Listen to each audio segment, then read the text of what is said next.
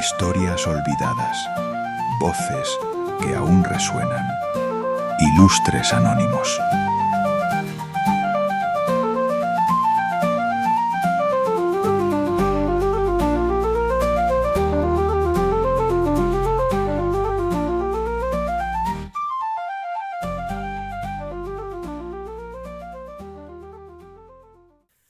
Hay castillos que guardan tesoros y hay castillos que guardan otra cosa, lo que nadie quiere tener en el salón.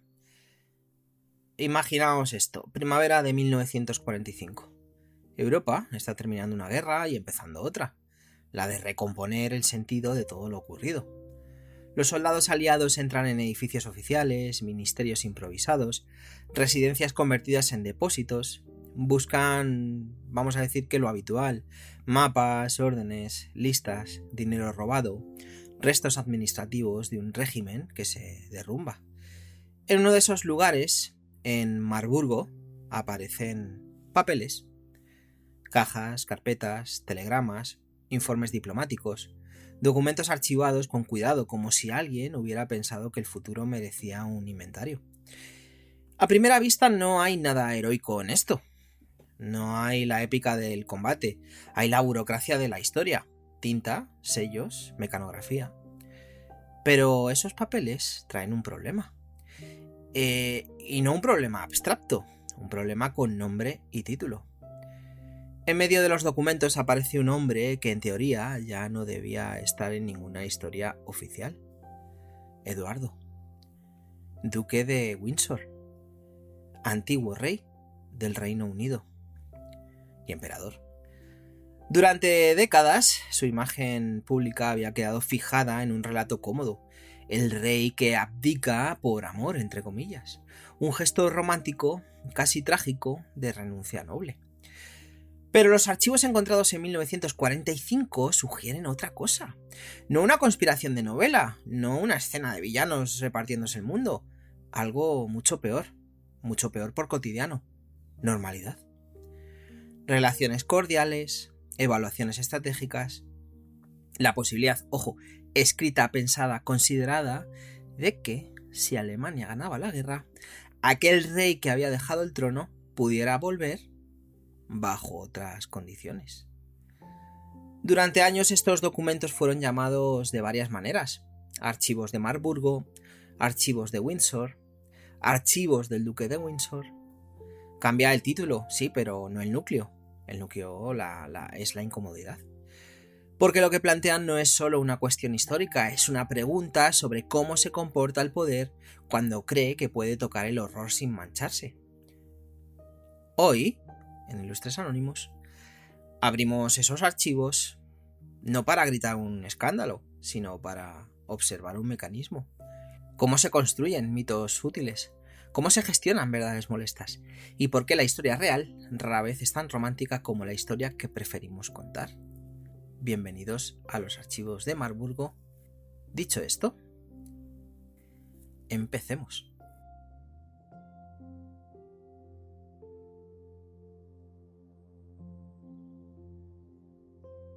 El mito de Eduardo VIII es extraordinariamente eficiente. En muy pocos elementos lo deja todo explicado. Un hombre enamorado, una mujer imposible, una renuncia heroica. Fin. Este relato tiene una virtud evidente, es emocionalmente satisfactorio. Permite cerrar la historia rápido, con una causa clara y una decisión comprensible. Y también tiene un efecto importante, simplifica. Y cuando una historia histórica simplifica demasiado, suele estar escondiendo algo. Eduardo sube al trono en 1936. El Reino Unido ya no es una monarquía absoluta desde hace muchísimo tiempo. El rey realmente no gobierna, representa. Es símbolo, continuidad, prudencia pública. Se espera de él discreción, neutralidad institucional, una cierta disciplina casi teatral. El monarca no es tanto una persona como una función. Eso, donde sigue habiendo reyes, sabemos que es así. Eduardo, sin embargo, no encaja del todo en ese papel. Tiene carácter, opinión, impulso por intervenir. Durante la crisis que desemboca en la abdicación, llega incluso a contemplar la idea de dirigirse directamente al país por radio para presionar al gobierno. Ojo, no es un detalle menor. Habla de un hombre que entiende el trono como algo personal, no solo institucional. Y en ese contexto aparece Wallis Simpson, americana, divorciada, un par de veces si no recuerdo mal, socialmente brillante, convertida en foco de escándalo para un sistema que todavía se sostiene sobre códigos muy rígidos.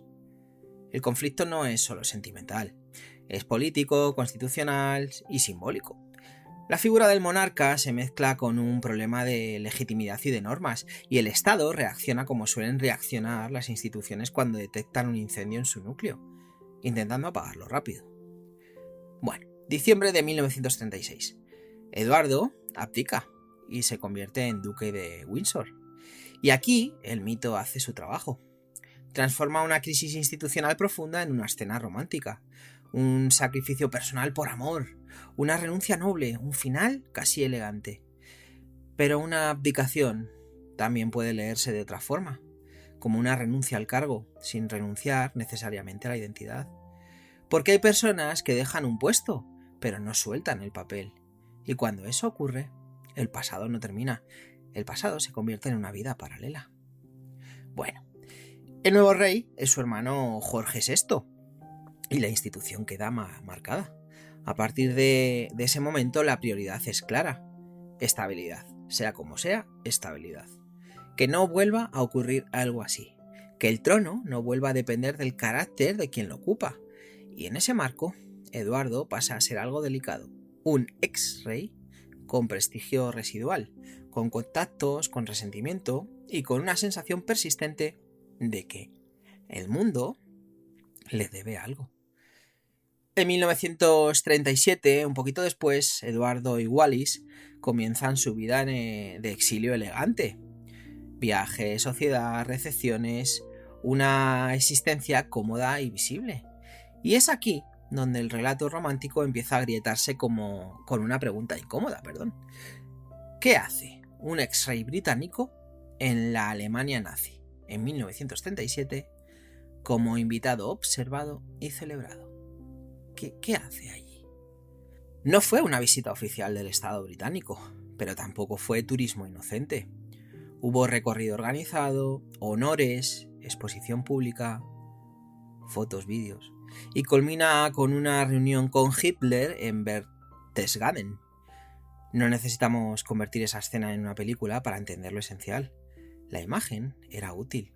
Para el régimen nazi, mostrar al ex-rey de Inglaterra paseándose por su Alemania era propaganda. Para Eduardo era relevancia. Y aquí el episodio deja de ser un romance y se convierte en otra cosa, un caso de ambigüedad en la proximidad del poder al horror. No hace falta afirmar un plan secreto para que el gesto sea significativo.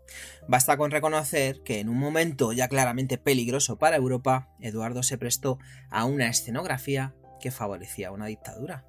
No por adhesión ideológica explícita, quizá, sino por una combinación más humana y más frecuente: vanidad, resentimiento y deseo de seguir importando. El mito del rey enamorado no desaparece, sigue siendo atractivo, cómodo, repetible, pero a partir de aquí eso se vuelve parcial. Y eso es exactamente lo que hace que Marburgo importe. Porque cuando en 1945 aparecen aquellos documentos, el mundo ya no mira solo a un rey romántico que abdicó por amor. Empieza a mirar a un hombre que nunca terminó de abandonar el centro del escenario y a un sistema que prefirió contar una historia sencilla antes que una incómoda. Bueno, volvamos a 1945. Vamos a poner un poco contexto. La guerra ha terminado, pero el mundo aún no sabe muy bien qué hacer con todo lo que queda atrás. Europa está en ruinas físicas, pero también narrativas. Hay que reconstruir ciudades, economías y relatos. Y en medio de ese proceso aparecen los archivos.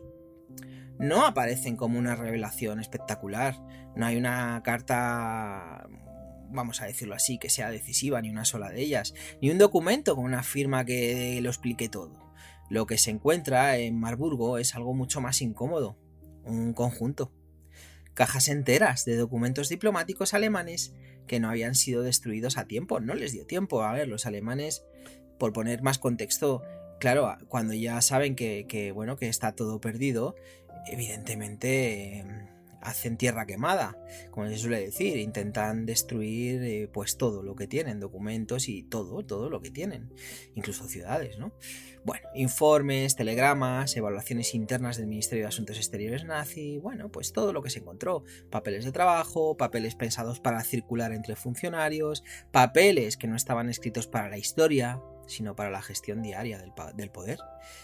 Y entre esos papeles aparece ese nombre, Eduardo, el duque de Windsor. Esto es importante aclararlo desde ahora mismo, desde ya. Los archivos de Marburgo no son un dossier personal sobre Eduardo VIII, tampoco es eso, ¿eh? No son una carpeta titulada Plan secreto del duque, no. Son documentos del aparato estatal nazi que, entre otras muchas cosas, analizan actores relevantes, posibles escenarios y piezas utilizables en caso de victoria. Y ahí es donde Eduardo entra en escena, no como protagonista absoluto, sino como variable, como posibilidad, como alguien que se menciona, se evalúa, se contempla, y en términos históricos eso ya es suficiente para que la alarma se encienda. La relevancia no está en una frase concreta ni en una cita aislada. Está en el hecho mismo de que un ex-rey británico figure en documentos de planificación política de una dictadura enemiga, porque eso significa que al menos desde ese lado no era visto como irrelevante, desde el lado alemán. En algunos textos se plantea, con el lenguaje frío de la burocracia, os podéis imaginar, que si Alemania lograba doblegar al Reino Unido, el duque de Windsor podría ser útil para facilitar una paz negociada. Incluso aparece la noción de una posible restauración del duque como rey bajo condiciones. No como un plan detallado, no como una orden cerrada, sino como una hipótesis estratégica. Y aquí conviene subrayar algo con calma. Esto no es una sentencia. No es la prueba de una conspiración sellada. Tampoco es un documento que permita señalar con el dedo y cerrar el caso. Es algo más inquietante, precisamente porque es más creíble, más verosímil. Es la lógica del poder pensando en salidas, en alternativas, en piezas que podrían encajar llegado el momento. Los regímenes autoritarios, y especialmente los regímenes en guerra, piensan así. No necesitan certezas morales, necesitan opciones, que se lo digan a Donald Trump. Y cuando un régimen de este tipo, o de ese tipo, te mira como pieza posible, hay algo en tu perfil que lo permite. No necesariamente una intención activa. No hace falta imaginar reuniones secretas ni pactos explícitos. A veces basta con señales ambiguas, con proximidades incómodas, con una reputación de resentimiento o con una historia personal que sugiere disponibilidad. Quizá fue vanidad, quizá imprudencia, quizá una incapacidad para medir el peso simbólico de cada gesto, quizá una mezcla de todo lo anterior. Pero lo permitió. Y ahí está el verdadero núcleo de este bloque. No el escándalo, sino el mecanismo. La forma en que el poder identifica oportunidades en las zonas grises. La manera en que una figura caída puede seguir proyectando utilidad, incluso sin proponérselo del todo. Los archivos de Marburgo no nos obligan a condenar. Nos obligan a observar, a entender cómo se construyen estas situaciones sin necesidad de grandes traiciones ni villanos evidentes. Basta con una combinación peligrosa, un ego herido, un sistema autoritario dispuesto a explotar símbolos y a una Europa acostumbrada a creer que siempre hay margen para negociar con lo intolerable. Pues mira, esto es muy también de ahora. Por eso estos documentos molestan tanto. No porque griten culpabilidad, sino porque normalizan la cercanía. Y por eso, cuando llegan a manos aliadas, el problema no es solo histórico. Es político, institucional y narrativo. Porque lo que plantean no encaja bien ni en el mito romántico de Eduardo, ni en el relato limpio de una guerra moralmente clara. Bueno, a continuación vamos a dar un pasito más. No para acusar, ojo, sino para entender qué ocurre cuando esa ambigüedad empieza a generar miedo real. Cuando el problema ya no es lo que los documentos sugieren, sino lo que alguien podría decir, hacer o representar. Bueno, aquí conviene ser muy preciso, ojo. Y no lo voy a hacer por prudencia política, sino voy a hacerlo así por una cuestión de respeto histórico. Y lo digo por lo siguiente: los archivos de Marburgo no demuestran que Eduardo, el duque de Windsor, fuera un agente nazi en el sentido clásico del término. Ojo, hablo de Eduardo, que de Wallis Simpson sí se sabe que tuvo sus escarceos con algún diplomático nazi, ¿no? No hay contratos firmados por Eduardo. No hay confesiones. No hay órdenes rubricadas por su mano. No existe una prueba definitiva que permita cerrar el caso con un veredicto rotundo de culpabilidad. Y esa ausencia, ojo, es muy importante. Porque este episodio no va de certezas judiciales, sino de indicios históricos, lo que hacemos siempre. No nos ponemos del lado de nadie. Aquí exponemos los hechos como son. Y lo que los documentos sugieren, o sí sugieren, y esto es mucho más difícil de encajar que esa fábula romántica, ¿no?, del rey enamorado, es que desde el punto de vista del régimen nazi, Eduardo era alguien con quien se podía contar. Ojo, o al menos a quien se podía utilizar. Y esa percepción, viniendo de una dictadura en guerra, no es para nada banal, Y aquí vamos a detenernos un momento. Los documentos, lo vuelvo a decir, no hablan de Eduardo como uno de los nuestros, entre comillas. No aparece como militante, ni como ideólogo, ni como colaborador comprometido. El lenguaje es mucho más frío, más técnico, más inquietante por eso mismo. Hablan de él como posibilidad, como una figura con potencial utilidad política. Y eso ya es significativo por dos motivos. Vamos a desgranarlos. El primero tiene que ver con Eduardo como persona, como individuo. Los archivos dibujan a un hombre que no consigue cortar del todo con su antiguo papel. Un exmonarca que conserva peso simbólico, prestigio social, reconocimiento internacional, alguien cuya mera presencia puede interpretarse como señal, alguien cuya conversación, sus gestos o su actitud pública pueden leerse políticamente, incluso aunque él no lo pretenda. Eduardo no es peligroso por lo que hace de forma activa, sino por lo que representa, y eso en política la mayoría de las veces es suficiente. Y es que es una realidad. Eduardo, cuando abdica, es un personaje muy querido. Encima es la historia de amor. El rey que abdica por amor, ¿no? Y claro, tiene el apoyo del pueblo inglés en un primer momento. Y Jorge VI tiene que ganarse ese amor, ¿no? Claro, por eso es tan importante, ¿no? Lo que decíamos, este motivo, de los dos motivos que vamos a ver. El Eduardo como individuo, ¿no? Lo que él representa, ¿no? Bueno. El segundo motivo es más amplio y quizá más incómodo porque no habla solo de Eduardo, sino del funcionamiento del poder en general. En la historia europea existe una zona gris recurrente, el espacio en el que las élites creen que pueden gestionar regímenes peligrosos. No porque los amen, evidentemente, no porque compartan su ideología, por supuesto, sino porque piensan que pueden negociar con ellos, utilizarlos, moderarlos, extraer de ellos estabilidad. Es la lógica del no es ideal, pero es útil. La idea de que el horror puede administrarse desde arriba sin contaminarse. Y en los documentos de Marburgo se percibe exactamente esa mirada. No aparece el lenguaje de la lealtad, sino el de la oportunidad. No, este hombre es nuestro, entre comillas, sino este hombre podría servir, también entre comillas. No traición, sino opción. Y ese matiz es clave.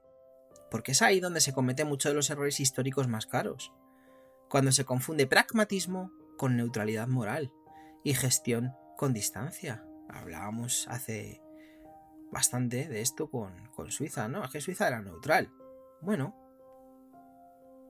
esto es pragmatismo, más que neutralidad. O eso también era pragmatismo más que neutralidad, ¿no? Bueno, en paralelo hay un elemento del contexto bélico que refuerza esa inquietud y que conviene introducir aquí con cuidado. La Operación Willy. En 1940, sectores del aparato alemán contemplan un plan para retener o controlar al duque de Windsor con fines políticos. Ojo, lo he dicho bien, retener o controlar al duque de Windsor. La operación por sí sola no prueba culpabilidad alguna. No convierte automáticamente a Eduardo en conspirador ni en traidor, ¿no? Como se puede hacer ver. Pero sí prueba algo muy concreto. Y es interés. Y el interés en política... iba a decir rara vez, el interés en política nunca es gratuito. Cuando un régimen, un enemigo, se plantea la posibilidad de controlar, proteger o instrumentalizar a un ex jefe de Estado extranjero, no lo hace por capricho, que se lo digan a Donald Trump. Lo hace porque percibe utilidad potencial, porque detecta una combinación de factores, resentimiento, ambigüedad, simbolismo, que cree que son explotables. Y aquí se produce un punto de inflexión importante. A partir de ese momento, Eduardo deja de ser solo un exmiembro incómodo de la familia real. Pasa a ser algo distinto, un riesgo. No tanto por lo que ha hecho, sino por lo que podría hacer, decir o representar en un contexto extremo. Y eso explica muchas decisiones posteriores que de otro modo parecerían exageradas. Porque el problema ya no es ideológico, el problema es estructural. Los archivos de Marburgo, leídos con calma, no gritan traición, no acusan, no condenan. Lo que hacen es algo más inquietante. Muestran cómo una figura caída puede seguir siendo funcional dentro de un sistema de poder que piensa que piensa en términos de piezas, podríamos decir, no de principios. Y eso es lo que los hace tan incómodos. No porque prueben una culpa definitiva, sino porque revelan una cercanía que nadie quiere mirar de frente. Una proximidad al horror que no se expresa en consignas, sino en posibilidades, en evaluaciones frías, en márgenes de maniobra. Por eso, cuando estos documentos llegan a manos aliadas, la reacción no es de escándalo inmediato, sino de preocupación silenciosa. Porque lo que sugieren no encaja bien ni en el mito romántico del rey enamorado, ni en el relato de una guerra moralmente nítida. Bueno. En tiempos de guerra, pasando al siguiente bloque, la preocupación no siempre es lo que alguien hace. A veces, en tiempos de guerra, es lo que podría hacer. Y en 1940 Eduardo se convierte en eso, un problema de fiabilidad.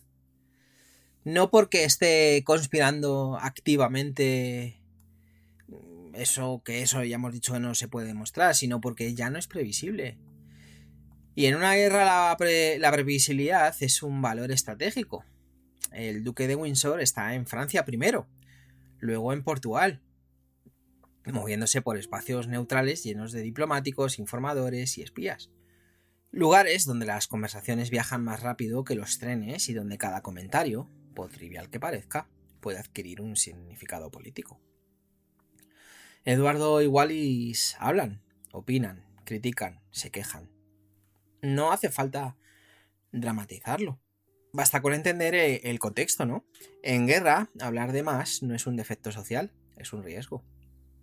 Desde Londres, la lectura es clara. No se trata de ideología, sino de control. Eduardo no es fiable porque no sabe callar, porque no mide el peso simbólico de sus palabras y porque sigue comportándose como alguien que cree tener derecho a opinar sobre el destino del país. Y entonces se toma una decisión que, presentada en público, suena a honor: nombrar a Eduardo gobernador de las Bahamas. En la práctica funciona como otra cosa: poner distancia. Lejos de Europa, lejos de los salones diplomáticos, lejos de los escenarios donde podría convertirse voluntaria o involuntariamente en instrumento político. Las Bahamas además no son el retiro idílico que te podrías hoy imaginar, ¿eh? No te vas ahí con la pulserita al todo en uno. En ese momento son una colonia con pobreza estructural, tensiones raciales, desigualdad y corrupción. Un lugar complejo, incómodo, muy lejos del mundo de las recepciones y relevancia al que Eduardo estaba acostumbrado. El duque evidentemente no se adapta bien, se siente degradado, desplazado, considera el cargo indigno de su rango, y ese resentimiento no sorprende a nadie en Londres. De hecho, confirma algo que el sistema ya intuía. Eduardo nunca aceptó del todo quedar fuera del centro. Nunca asumió que la historia podía continuar sin él. Bueno, realmente es que su apuesta era que su hermano, bueno, a lo mejor no iba a poder, ¿no?, con el cargo.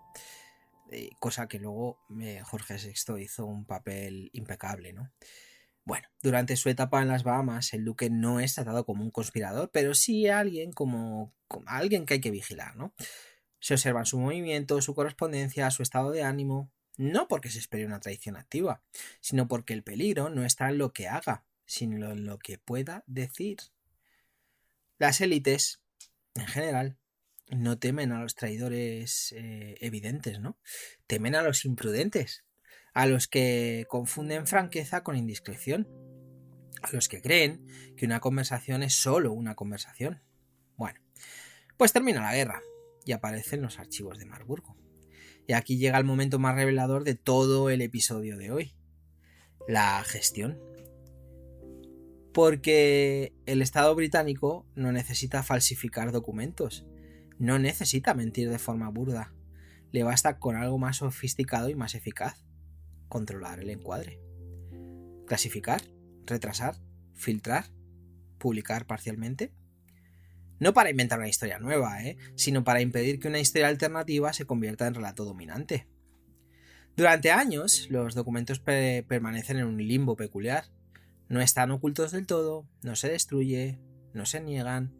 Están ahí, pero accesibles, ¿no?, de forma limitada, citados por historiadores, mencionados en estudios especializados, pero rara vez convertidos en conversación pública.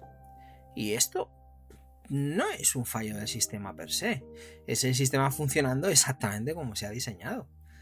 Porque las instituciones no están pensadas para contar verdades incómodas, sobre todo cuando esas verdades no aportan estabilidad. Están pensadas para sobrevivir. Hay además otro factor que pesa mucho. Eduardo sigue vivo durante buena parte de la posguerra. Someter su comportamiento a un juicio público habría significado abrir una herida innecesaria en un momento en el que el país necesitaba cohesión, no introspección. Así que se opta por una solución más discreta: diluir. Eduardo y Wallis regresan a la vida social, sobre todo en París. Viven bien, muy bien, rodeados de aristocracia, de nostalgia, de un ambiente donde todo el mundo, prefiere no hacer demasiadas preguntas. Él escribe memorias elegantes, selectivas, habla de incompresión, de sacrificio personal, de amor, nunca de responsabilidad histórica. Y el Estado británico adopta una postura muy precisa. No lo destruye públicamente, pero tampoco lo reintegra. No lo acusa, pero tampoco lo absuelve con entusiasmo. Lo mantiene en una zona lateral, tolerada, decorativo. Una manera silenciosa de decir: no eres peligroso si no significas nada. Aquí conviene que nos detengamos un momento y decir algo sin dramatismo, ¿no? Una democracia puede ser, vamos a decirlo así, plenamente democrática y al mismo tiempo puede seleccionar qué verdades, ¿no?, se cuentan de forma completa cuando lo que está en juego es la estabilidad, ¿no?, y en este caso la estabilidad simbólica. Esto no es necesariamente maldad, realmente esto es supervivencia institucional, pero evidentemente esta supervivencia tiene un precio, y el precio es que el mito se mantenga. Y así el relato del rey que abdica por amor sigue funcionando, más limpio, más digerible, más útil que una historia llena de zonas grises, silencios administrados y decisiones incómodas. Bueno, ahora vamos a pasar a hablar un poco o vamos a sacar la cabeza, ¿no?, de los archivos ya y vamos a mirar al presente. Porque esto de Marburgo no va solo de Eduardo VIII y ni la Segunda Guerra Mundial, ¿no? Esto va de una pregunta que sigue vigente. ¿Qué hacemos como sociedades con las historias que ya nos sirven, pero que seguimos prefiriendo creer? Bueno, pues aquí, con todo el material sobre la mesa, imaginaos esta mesa, ¿no? Este escritorio lleno de material de Marburgo. La historia deja de ser una biografía y se convierte en un espejo. Los archivos de Marburgo no importan solo por Eduardo VIII, importan porque revelan un patrón que se repite con inquietante frecuencia en la historia. La tentación de tratar el horror como algo negociable, como algo que pueda administrarse desde arriba sin contaminarse. No es una tendencia marginal, es una tentación del centro del poder. En la historia europea hay muchos momentos en los que élites políticas, económicas y sociales miran a regímenes violentos con una mezcla de repulsión y pragmatismo. No con admiración abierta, ojo, sino con frases cuidadosamente templadas. No me gusta, pero quizás sea útil. No apruebo sus métodos, pero bueno, mantiene el orden. No es ideal, pero evita algo peor. Esto también es muy actual. Ese pero es una de las grandes bisagras de la historia. No porque convierta automáticamente a quien lo pronuncia en un villano, sino porque revela una disposición muy concreta, la de sacrificar principios a cambio de control, la de creer que el mal puede gestionarse, limitarse, contenerse siempre que se haga desde una posición supuestamente superior. Y esa lógica rara vez nace del fanatismo, nace del miedo, del deseo de estabilidad, de la necesidad de que el mundo siga funcionando, aunque sea a costa de mirar hacia otro lado. En ese sentido, Eduardo VIII no es una anomalía histórica, es una figura reveladora. No encaja bien en el molde del traidor, pero tampoco en el del héroe romántico. Es más bien un personaje de ambigüedad. Un hombre que pierde el poder, pero no la conciencia de haberlo tenido. Que deja el cargo, pero no la centralidad. Que confunde su experiencia personal con una legitimidad permanente. Y por eso, el mito del rey que abdica por amor resulta tan atractivo, porque nos permite no mirar este ángulo, nos permite convertir una crisis institucional y moral en un relato sentimental, nos permite quedarnos con la escena bonita y olvidar la parte en la que el poder, cuando se siente herido, busca volver a ser relevante donde sea. El mito ordena, la realidad complica. Y las sociedades, como las personas, suelen preferir los relatos que ordenan a los que obligan a pensar demasiado. No por maldad, sino por cansancio, porque enfrentarse a las zonas grises exige un esfuerzo incómodo. Aceptar que la historia no se divide limpiamente entre buenos y malos, y no lo hace, sino que está llena de decisiones tibias, silencios elegantes y renuncias morales bien vestidas. Los archivos de Marburgo no destruyen la figura de Eduardo VIII. Lo que hacen es desmitificarla. La sacan del terreno del romance y la devuelven al terreno, mucho más incómodo, de la responsabilidad histórica. Y ahí está su verdadero valor. No nos dicen qué pensar, pero sí nos obligan a plantearnos una pregunta que sigue vigente. ¿Qué ocurre cuando quienes han perdido el poder no aceptan del todo esa pérdida? ¿Y qué ocurre cuando los sistemas prefieren una historia soportable antes que una historia verdadera? Porque al final, Marburgo no va solo de un rey caído ni de una dictadura lejana. Va de una tentación recurrente, creer que el horror puede tocarse sin mancharse, siempre que se haga con buenos modales y desde arriba. Y esa tentación, conviene recordarlo, esa tentación no pertenece al pasado. Bueno, acabando ya, los archivos de Marburgo no gritan, no acusan, no dictan sentencia, no obligan a una conclusión única ni ofrecen el consuelo de un culpable claro. Solo hacen algo más sutil y por eso más molesto. Complican un relato. Durante décadas, la historia de Eduardo VIII pudo contarse de forma limpia. Un rey enamorado, una renuncia noble, una salida elegante. Un final casi literario. Los archivos no destruyen ese relato, pero sí lo vuelven incompleto. Introducen ruido donde había armonía. Dudan donde había certeza. Eduardo VIII puede no haber sido un traidor en el sentido clásico del término, Puede ser sencillamente un hombre que no supo aceptar su lugar después de perderlo. Un hombre con ego, con resentimiento, con gusto por la relevancia. Y eso, en circunstancias normales, es un defecto humano bastante común, lo es. El ego, el resentimiento, el gusto por la relevancia. Bueno, en tiempos históricos, sin embargo, puede convertirse en una grieta. Porque la historia no siempre se tuerce por grandes actos de maldad consciente. A veces se desvía por una suma de gestos ambiguos, silencios oportunos, decisiones que parecen menores cuando se toman, pero que pesan mucho cuando se miran hacia atrás. Quizá entonces la pregunta no sea qué fue exactamente Eduardo VIII.